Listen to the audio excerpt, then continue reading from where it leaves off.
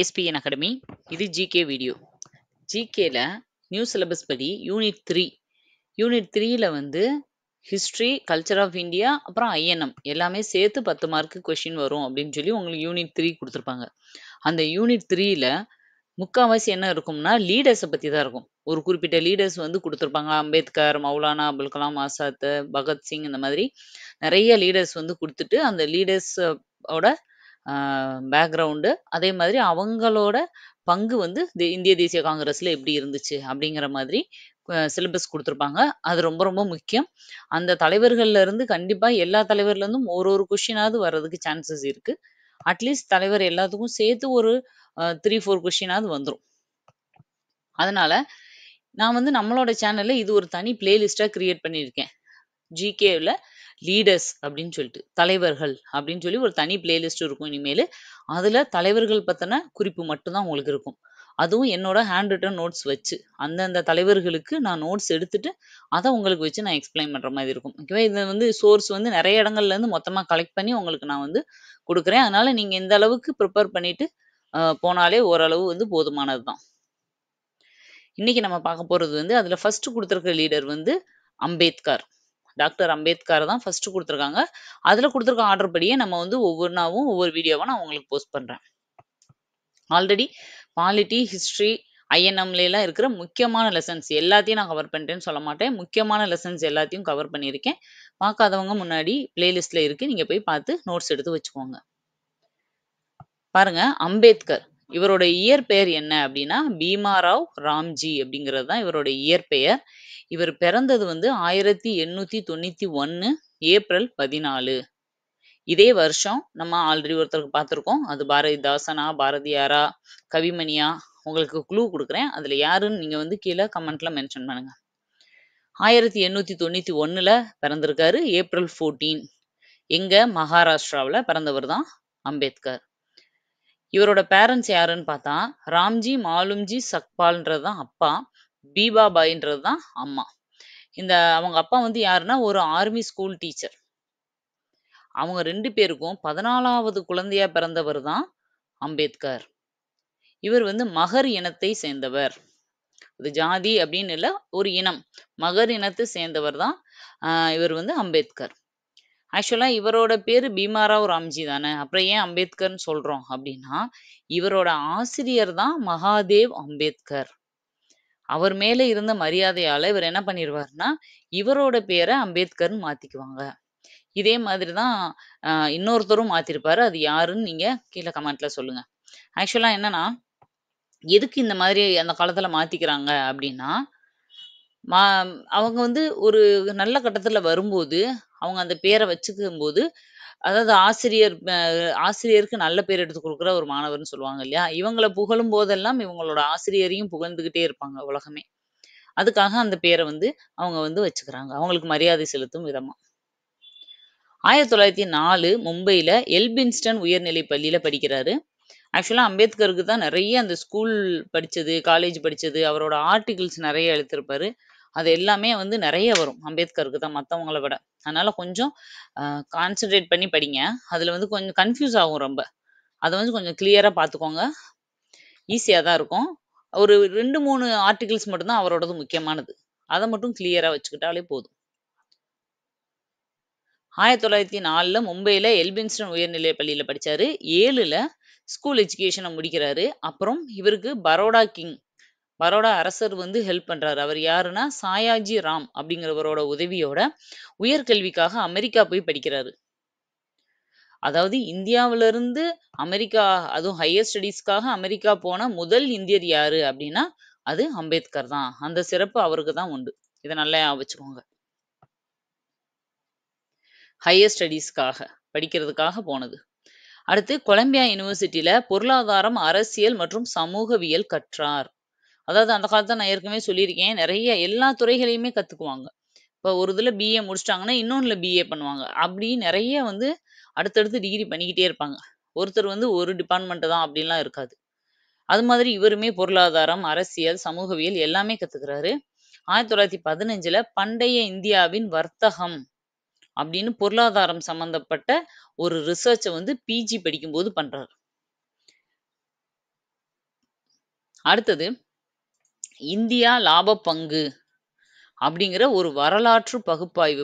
பகுப்பாய்வுனா ப்ராஜெக்ட்லாம் நம்ம பண்றோம் இல்லையா? அந்த மாதிரி ஒரு பெரிய ஒரு ப்ராஜெக்ட் மாதிரி பண்றாரு. இந்தியா லாப பங்கு ஒரு வரலாற்று அந்த மாதிரி ஒரு டைட்டில்ல பண்றாரு. அதுக்கு தான் வந்து கொலம்பியா யுனிவர்சிட்டி அவருக்கு டாக்டர் பட்டம் குடுக்குது. அடுத்தது 1921ல பிரிட்டிஷ் இந்தியாவில் அரசு நிதியை பரவலாக்குதல் அப்படிங்கிற ஒரு ஆர்டிக்கிள் ஃபேமஸ் ஆனத சப்மிட் பண்றாரு. சயின்ஸ் டிகிரியில வந்து பிஜி முடிக்கிறாரு அங்க. அடுத்தது பாருங்க, எக்கனாமிக்ஸ் படிக்கிறாரு. அதே இது ஹிஸ்ட்ரி படிக்கிறாரு. எல்லாமே வரலாற்று பகுப்பாய்வுன்னு எழுதுறாரு நூலு.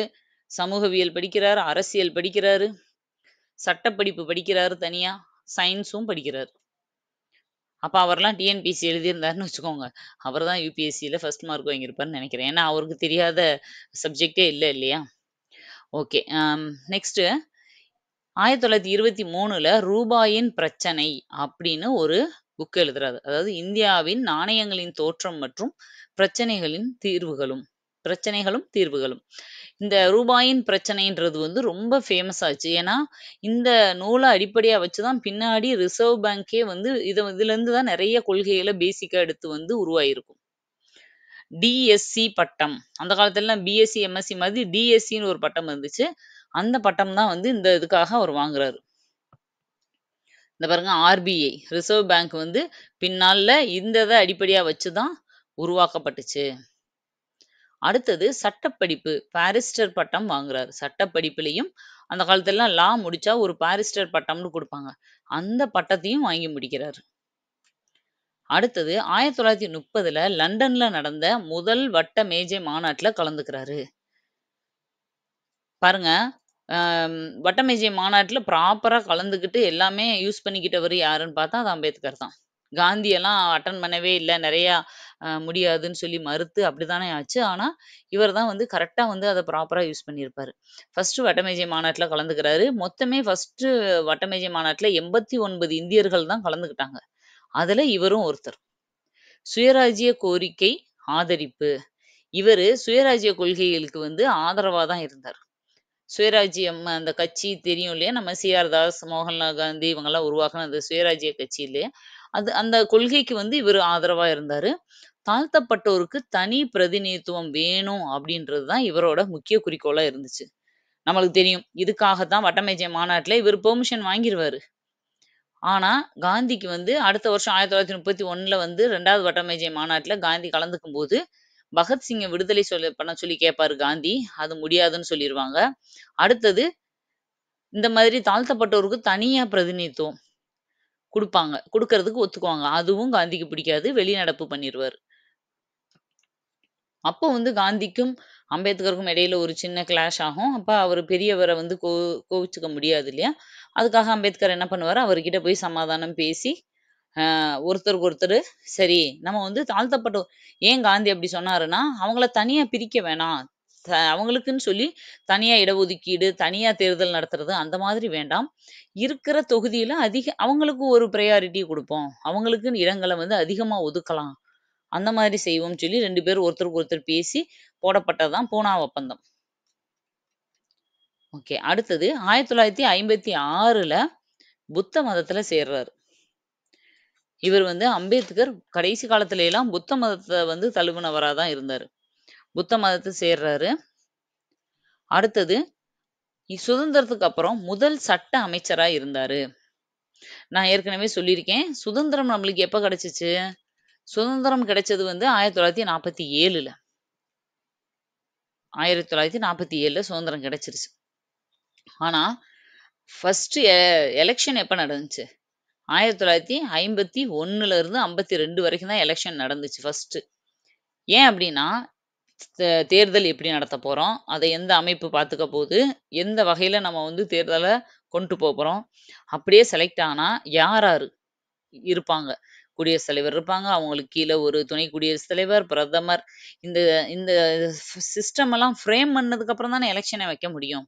ஏன்னா பிரிட்டிஷ் அப்படியே டப்புன்னு நம்மள விட்டுட்டு நீங்க பார்த்துக்கங்கன்னு போயிட்டாங்க.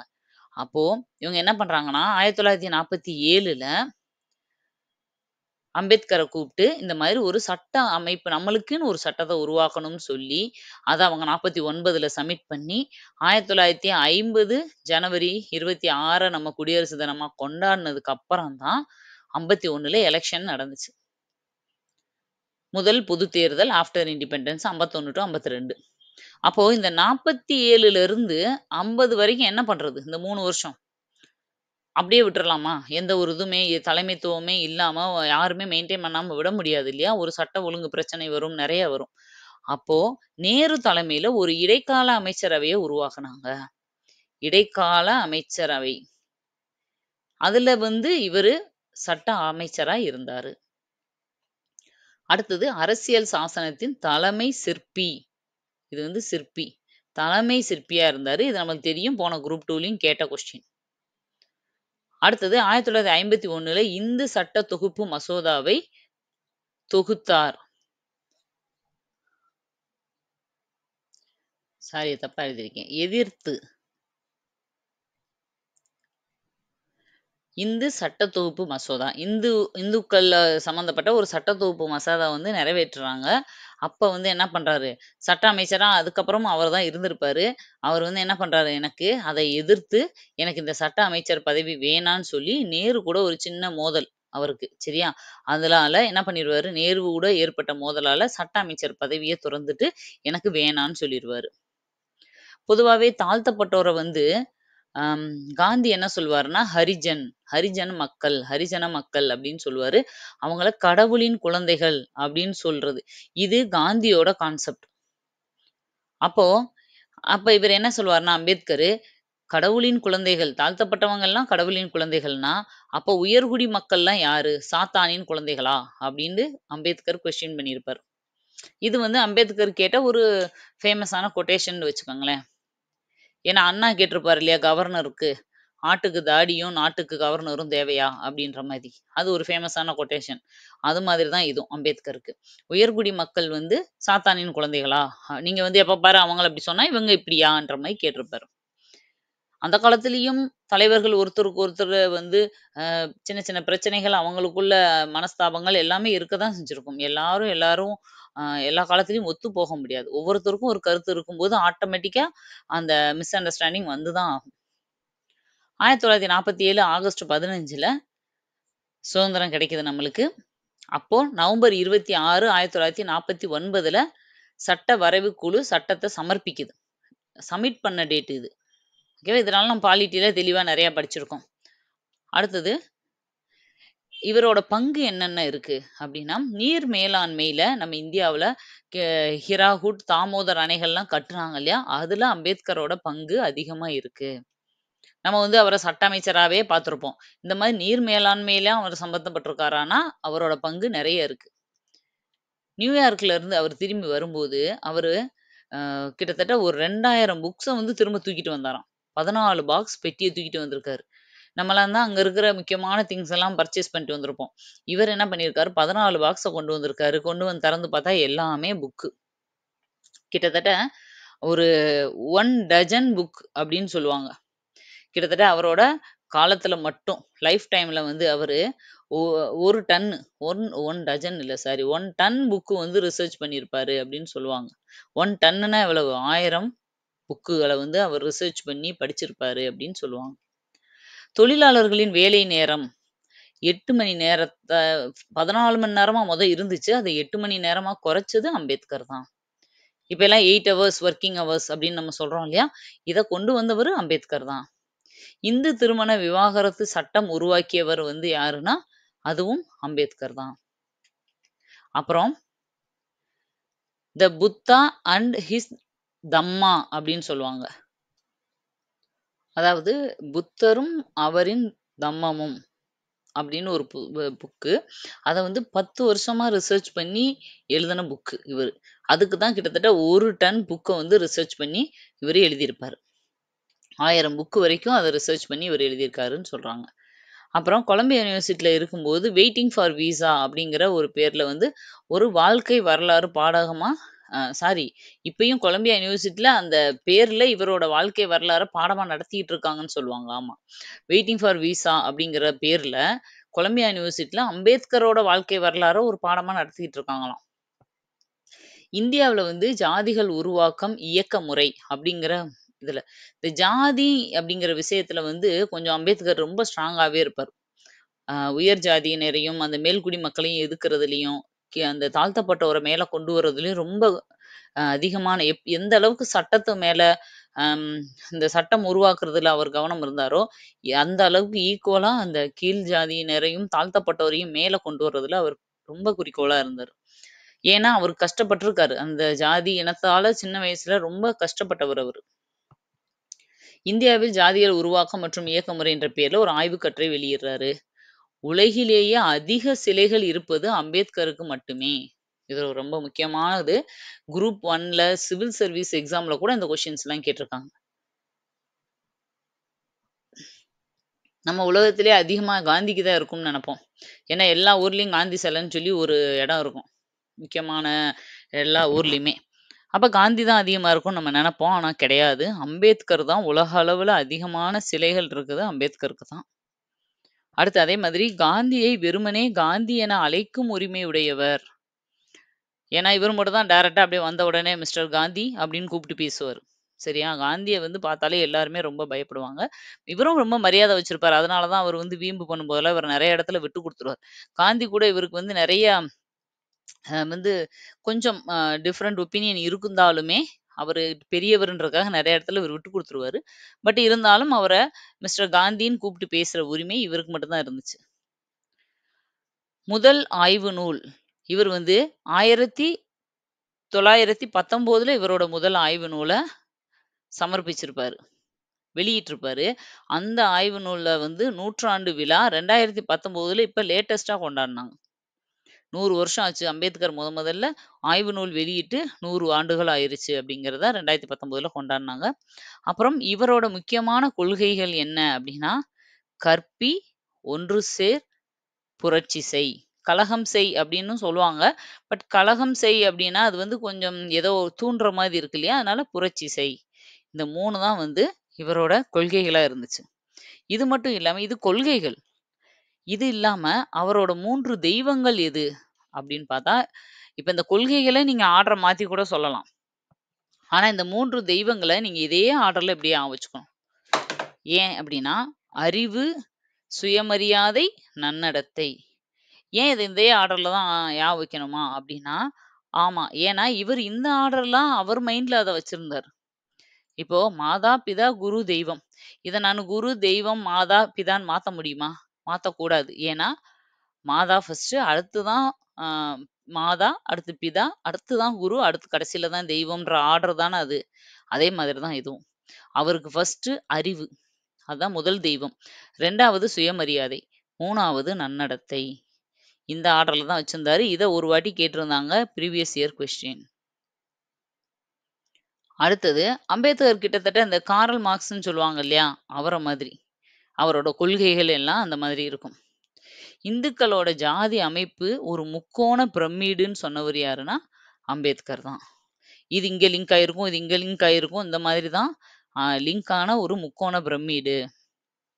அதே மாதிரி "we are Indian firstly and lastly" அப்படின்னு சொன்னவர் தான் இவரு.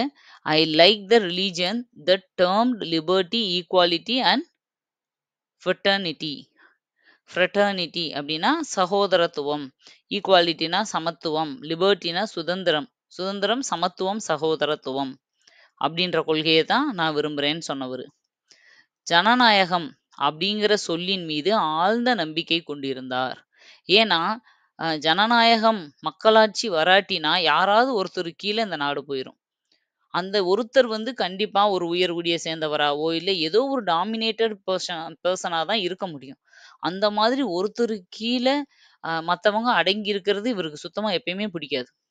இப்ப இவரு ஜனநாயகம் அப்படிங்கிறது மேல முழுக்க முழுக்க நம்பிக்கை வச்சிருந்தவரு யாருன்னு கேட்டா அம்பேத்கர்ன்னு சொல்லலாம். 1955ல இவருக்கு வந்து நோய்வாய்ப்படுறாரு. என்ன நோய்? சாதாரண டயபெட்டிஸ் தான். சுகர் தான். அப்பயெல்லாம் வந்து சர்க்கரை வியாதி வந்து பெரிய வியாதி. ஏன்னா, அதுக்கு வந்து கரெக்ட்டான ப்ராப்பரான மெடிசினோ, இல்ல அதுக்கான கரெக்ட்டான டயட்டோ இது வந்து மக்களுக்கு தெரியாது. அதனால டயபெட்டிஸால பாதிக்கப்பட்டு பாருங்க 55ல தான் டயபெட்டிஸால பாதிக்கப்பட்டு அஃபெக்ட் ஆகுறாரு. 56 டிசம்பர் 6ல இறந்துடுறாரு. இவரோட உடல் வந்து காதர் சௌபதி அப்படிங்கிற கடற்கரையில தகனம் செய்யப்பட்டது. 56ல இறந்த இவருக்கு 1990ல பாரத ரத்னா விருது குடுக்குறாங்க. தெரியும் நம்ம இதுல வந்து ரொம்ப ஒரு கம்மியான பேருக்கு மட்டும் தான் உயிரோட இருக்கும்போதே பாரத ரத்னா விருது குடுத்துருப்பாங்க. மத்தபடி மேக்ஸிமம் எல்லாருக்கும் அவங்க இறந்ததுக்கு அப்புறம் தான் இந்த பாரத ரத்னா விருது குடுத்துருக்காங்க. இவருக்குமே அதே மாதிரி தான். 56ல இறந்தவருக்கு 90ல தான் இவருக்கு பாரத ரத்னா விருது கிடைச்சிருக்கு. இன்னொரு ஒரு முக்கியமானது, இத வந்து இப்ப இவரு இறந்த வருஷத்த ஞாபகம் வைக்கிறதுக்கு ஒரு சின்ன ஷார்ட்கட்டு.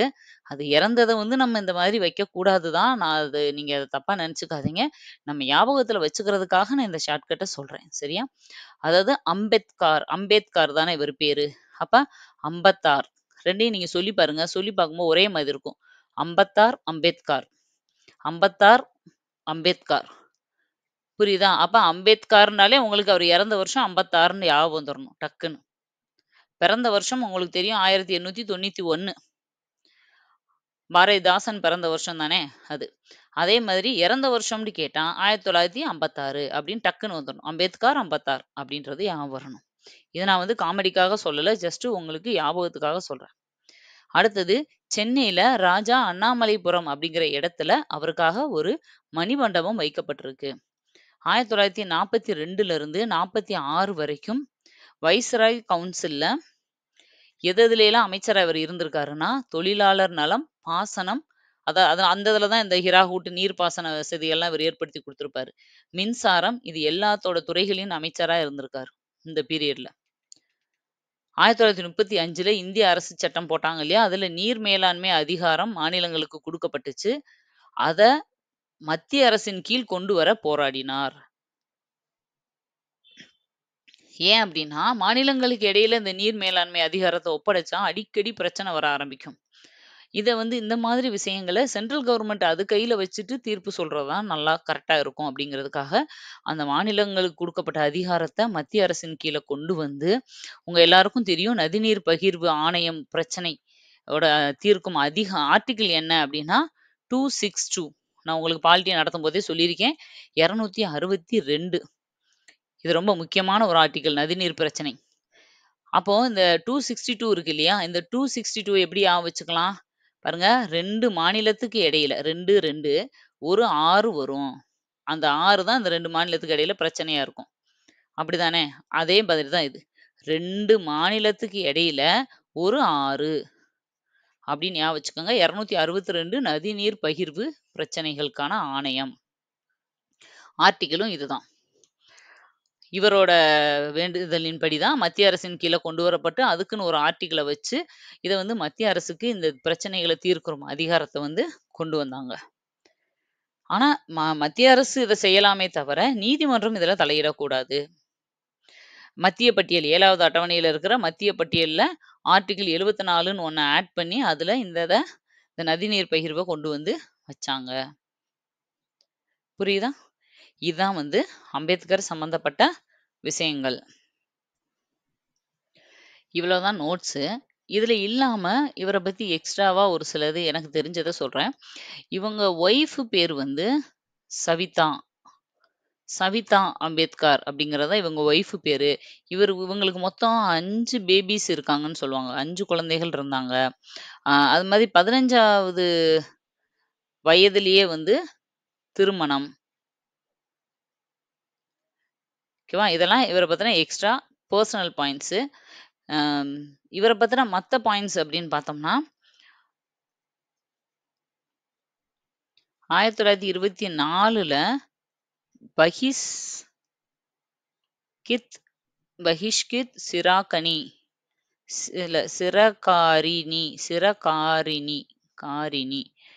சிரகாரினி சபா அப்படிங்கிற ஒரு சபாவை உருவாக்கியிருப்பாரு. அடுத்து 1927ல டிசம்பர் 25ல மனு தர்மம் எரிப்பு விழா எரிப்பு விழா. அந்த காலத்துல அந்த மனு தர்மம் இந்த இதெல்லாம் வச்சு தீர்ப்பு சொல்லிட்டு இருப்பாங்க பார்த்துருக்கீங்களா? அத தூக்கி போட்டு எரிக்கணும்னு சொல்லி எரிப்பு விழா கொண்டாடினவரு யாரு அப்படின்னா, அம்பேத்கர் கொண்டாடினார். இதெல்லாம் அவர் சம்மந்தப்பட்ட எக்ஸ்ட்ரா பாயிண்ட்ஸ். 1928ல தாழ்த்தப்பட்டோருக்கான கல்விச் சங்கம் தாழ்த்தப்பட்டோருக்கான கல்விச் சங்கம் அப்படிங்கிற ஒரு சங்கத்தை உருவாக்கியிருப்பாரு. அடுத்தது 1930ல நாசிக்ல கோவில் நுழைவு போராட்டம் நடத்தினது யாரு அப்படின்னா அம்பேத்கர் தான். நாசிக்ல கோவில் நுழைவு போராட்டம் நடத்தி அதுல ஜெயிச்சும் காட்டியிருப்பாரு அம்பேத்கர். நம்ம வைக்கம் 1924ல பெரியார் வைக்கம் இதுல இதே மாதிரி தான் வைக்கம்ன்ற இடத்துல கோவில் நுழைவு நடத்தியிருப்பாரு இல்லையா? அதனாலதான் வைக்கம் வீரர்னே பேர் வந்துச்சு. அதே மாதிரி 30ல நாசிக்ல கோவில் நுழைவு போராட்டத்தை நடத்தினது யாருன்னா அம்பேத்கர். அடுத்தது 1930 ஆகஸ்ட் 14ல தான் முதல்ல அம்பேத்கரும் காந்தியும் முதல்ல மீட் பண்ணது எப்ப அப்படின்னா இந்த டேட்ல தான் மீட் பண்ணிக்கிறாங்க. அம்பேத்கர் மற்றும் காந்தி ஃபர்ஸ்ட் டைம் ஒருத்தருக்கு ஒருத்தர் டைரக்டா மீட் பண்ணிக்கிட்டது 1930 ஆகஸ்ட் 14 தான். ஆகஸ்ட் 14ல. அடுத்தது 1929ல அம்பேத்கர் வித் சைமன் கமிஷன் அப்படின்ற ஒரு புக்கை வந்து அவரே எழுதியிருப்பாரு. யாரு? அம்பேத்கர். சைமன் கமிஷன் அப்பெல்லாம் நடந்துட்டு இருந்துச்சு இல்லையா? அம்பேத்கர் வித் சைமன் கமிஷன் அப்படிங்கிற ஒரு புக்கை வந்து எழுதியிருக்காரு. அடுத்தது 1920லேயேவும் மூக் நாயக் அப்படின்னு சொல்லி ஒரு பத்திரிகையை நடத்தியிருப்பாரு. உங்களுக்கு தெரியும் மூக் நாயக்னாயே வாய் பேச முடியாதவர்களோட உரிமை குரலா நான் வந்து பேசுறேன்னு சொல்லி வட்டமேஜை மாநாட்டில் கூட அவர் பேசியிருப்பாரு. அது வந்து அந்த மூக் நாயக்ன்ற பேர்லயே தான் ஒரு பத்திரிகையும் வச்சிருந்தார். ஒடுக்கப்பட்டோருக்கான குரல் அப்படின்னு சொல்லலாம். ஏன்னா அவங்க எல்லாம் பேச பயப்படுறாங்க இல்லையா? அவங்களுக்காக இவர் வந்து பேசினது. அடுத்தது 1927ல பஹிஷ்கிரிதி பாரத் அப்படிங்கிற ஒரு பத்திரிகையை வச்சிருப்பார், வெளியிட்டிருப்பார். இதெல்லாமே இவரோட தொடர்புடைய பத்திரிகைகள். அப்புறம் 1945ல what Gandhi and Congress have done to untouchables, அதாவது தீண்டத்தகாதோருக்காக காந்தியும் அவரோட காங்கிரஸ் கட்சியும் என்ன பண்ணுச்சு அப்படிங்கறத ஒரு புக்கா எழுதினவர் யாருன்னா Ambedkar. What Gandhi and Congress have done to untouchables. ஓகேவா? அந்த மாதிரி இதுல இருந்தே தெரியுது கொஞ்சம் அவங்களுக்குள்ள மிஸ் அண்டர்ஸ்டாண்டிங் லைட்டா இருந்துகிட்டு தான் இருந்திருக்கு. அடுத்தது இவருக்கு வந்து சிறப்பு பெயர்கள்னு என்ன சொல்லலாம்னா சமத்துவ காவலர், சமதர்ம காவலர், சமூக நீதி பாதுகாவலர், சமூக நீதி பாதுகாவலர், அரசின் திட்டங்களை வடிவமைத்தவர், நான் ஃபுல்லா எழுதல, நீங்க வந்து அதை நோட் பண்ணிக்கோங்க. வீடியோ பாஸ் பண்ணிட்டு இதெல்லாம் நோட் பண்ணிக்கோங்க. அரசின் திட்டங்களை வடிவமைத்தவர் இப்படிலாம் சொல்லலாம். இந்திய அரசியலமைப்பின் தந்தை, அரசியல் சட்ட மேதை, இந்திய அரசியலமைப்பின்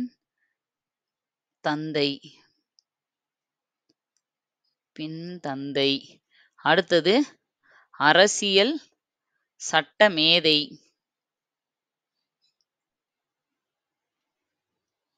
சமுதாய மறுமலர்ச்சியின் முன்னோடி, மறுமலர்ச்சியின் முன்னோடி. இதெல்லாமே அவருக்கான மறுபெயர்கள், சிறப்பு பெயர்கள், பட்ட பெயர்கள் என்ன வேணாலும் சொல்லலாம். அதே மாதிரி 1996ல நோபல் பரிசு வாங்கினாருல, எதுல? அமர்த்தியா சென் எக்கனாமிக்ஸ்க்காக வாங்கியிருப்பாரு இல்லையா? அவர் என்ன சொல்லியிருப்பாருன்னா அம்பேத்கர் தான் என்னோட ஆசான் அப்படின்னு சொல்லியிருப்பார். அம்பேத்கர் தான் என்னோட ஆசான், அவரோட வழியில தான் நான் போனேன் அப்படின்னு சொல்லியிருப்பாரு. அப்புறம் ஒபாமா வந்து ஒரு கொட்டேஷன் சொல்லியிருப்பாரு. 2010ல ஒபாமா வந்து அம்பேத்கர் பத்தி என்ன சொல்லியிருப்பாருன்னா, இது நான் வாயில சொல்றேன், நீங்க நோட் பண்ணிக்கோங்க. ஒரு மனிதனின் தொடக்கம் எங்கு வேண்டுமானாலும் இருக்கலாம். ஆனால் அவன் உழைப்பு எங்கு வேண்டுமானாலும் அவனை கொண்டு செல்லும். அப்படின்னு அம்பேத்கர் கொட்டேஷனை சொல்லியிருக்காரு. இதோட அவ்வளவுதான். அம்பேத்கரை பத்தின பாயிண்ட்ஸ் எல்லாமே ஓரளவு கவர் ஆயிடுச்சு. நீங்க இந்த அளவுக்கு தெரிஞ்சுக்கிட்டாலே போதும். ஏன்னா ஒரு தலைவர்கிட்ட இருந்து ஒரு கொஸ்டின்ஸ் தான் நம்ம எதிர்பார்ப்போம். ஏற்கனவே பாலிட்டிலையும் ஐஎன்எம்லையும் அம்பேத்கரை பத்தி நிறைய நீங்க படிச்சிருப்பீங்க பாடப்பகுதியில. ஈவன் இன்னும் எக்கனாமிக்ஸ்லயும் வரும். அந்த மாதிரி வர்றது எல்லாத்தையுமே இவங்க வந்து தலைவர்கள்னு இப்ப நான் தனியா குடுக்குறேன்ல, இதுக்குள்ள இருக்கிற பாயிண்ட்ஸ் மட்டும் தான் இவங்க தானா? இவங்க அம்பேத்கரா? அப்படின்னா கிடையாது. இவங்கள பத்தின பாயிண்ட்ஸ் வந்து நான் வந்து உங்களுக்கு ஹிஸ்டரியில சொல்லியிருக்கலாம், பாலிட்டில சொல்லியிருக்கலாம், ஐஎன்எம்ல சொல்லியிருக்கலாம், எக்கனாமிக்ஸ்ல சொல்லியிருக்கலாம் இவர பத்தி. எங்கேயெல்லாம் நீங்க படிக்கிறீங்களோ, ஈவன் உங்களோட நீங்க ஒரு சாதாரண குமுதம், குங்குமம், ஆனந்த விகடன்ல அம்பேத்கர பத்தி ஒண்ணு படிக்கிறீங்கன்னா கூட, அதுவும் ஒரு ஹிண்ட் தான் உங்களுக்கு. அவங்க சம்மந்தமா எங்கேயெல்லாம் பார்க்குறீங்க, கேள்விப்பட்டிருக்கீங்க, உங்களுக்கு என்னென்னலாம் ஆல்ரெடி தெரிஞ்சிருக்கோ, அதையெல்லாம் தொகுத்து இந்த தலைப்புக்கு கீழ வச்சுக்கோங்க. ஓகே. மறுபடியும் இதுக்கு அடுத்த தலைவரோட உங்களுக்கு நான் மீட் பண்றேன். வரிசையா இந்த பிளேலிஸ்ட்ல எல்லா தலைவர்களையும் இனிமேலு நம்ம பார்த்து முடிச்சிடலாம். ஓகே. அடுத்த வீடியோல உங்கள மீட் பண்றேன். Thank you. பை.